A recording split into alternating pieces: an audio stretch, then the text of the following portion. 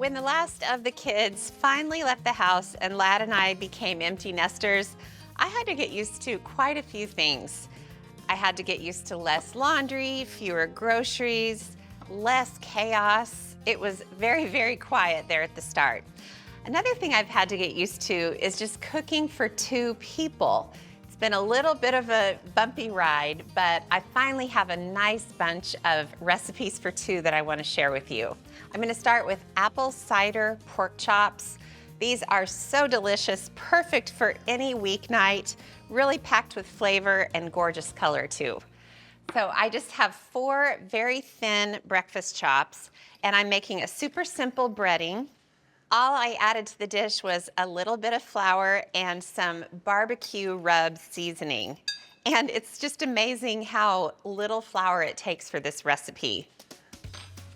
I have a skillet with just a little bit of oil and butter, and I'm gonna dredge these pork chops one by one, and I'll just put them straight into the skillet. It's on about medium heat.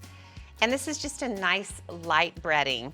It gives you a little bit of breading, but it doesn't just weigh it down like a really heavy chicken fried steak type breading. And these pork chops are so thin that they're gonna cook really quickly, which is nice. Gone are the days when I would have to make, say 18, 24 pork chops a night. When Bryce, Jamar, and Todd were all home in high school playing football, it was like I couldn't make enough pork chops. And now I know that Lad and I both can eat 2 each at the most. If we're lucky, we may even have a little bit left over for lunch the next day. This empty nest life is hilarious. Okay, the pork chops are in the skillet. So I just need to let them cook for about 2 minutes per side since they're so thin, and then I'll take them out of the pan. The pork chops cook really fast. 2 minutes is all it takes. Then I'll flip them over, give them the same time on the other side, and take them out onto a pan. Now this is a 1-pan meal, so I'm gonna add some potatoes to the mix, and I have these teeny tiny baby potatoes, and I cut them in half so they would cook even faster. And I'm just pouring them into the skillet without cleaning it because there's so much flavor in that skillet with the pork chops and that barbecue seasoning. And then I'll sprinkle over some sliced red onion. You can do regular yellow onion if that's what you have. I think red onion is particularly pretty.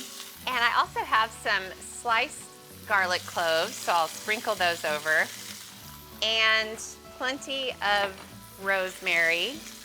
Okay, now it's a little tough, but I need to let the potatoes cook without stirring them. I'm just gonna let that go for a couple of minutes.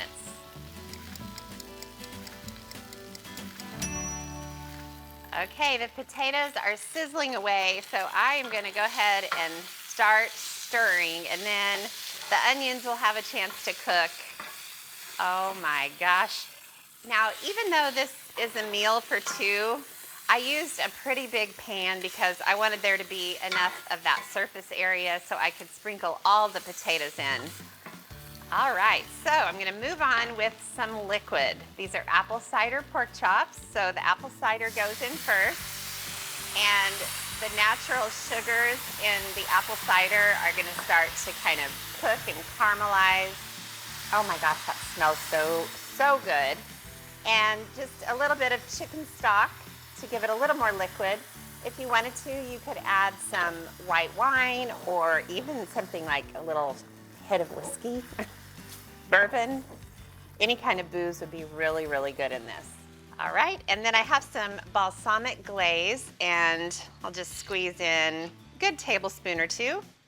And that just kind of adds that deep, rich balsamic tanginess, and the sweetness from the glaze also helps a lot too. You know, this skillet was so hot, and it's big enough that the sauce is already really starting to reduce. If you need to give it a couple of minutes to thicken and reduce a little bit, just go right ahead. Everything will still be delicious. All right, that has reduced by about half.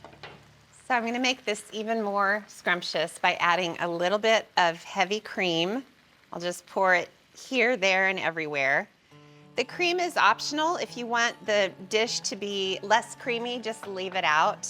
I love dishes like this, just one pan meals where you can decide which direction to take it. The basic recipe is delicious no matter what direction you go. Okay, now one last thing, a little hit of green. I've got some spinach leaves, and at this point, the sauce is pretty much cooking. You just want to stir it around long enough for the spinach to wilt about halfway. I like to serve it when the spinach is still kind of just halfway wilted, and that way it's not totally mushy. Okay, ooh, this looks so pretty. I love this dish. So much flavor going on. I think I'm gonna sprinkle in a little bit of pepper, just for fun. Now, truth be told, on any given night, Lad would be more than happy if I just made a cheeseburger or a steak. But I would lose interest quick if I had to make a steak or a burger every single night. So I love dishes like this that they kind of cross the protein off the list. Lad loves pork chops, but it also satisfies my need for flavor and texture and color. All right, looks fantastic. So I'm gonna turn the heat off and get the pork chops. And I'm just gonna nestle them in, or you can put them straight on the plates and spoon the sauce over and alongside. You can sort of push the ingredients all around the chops. But how pretty is this? You can even take a little balsamic, just decorate it a little bit. All right, and finally, a sprinkle of parsley. I love this dish. It's beautiful. It's elegant. It's just enough for Lad and me. In terms of starting a new era in my cooking life, dinners like this are definitely gonna excite me.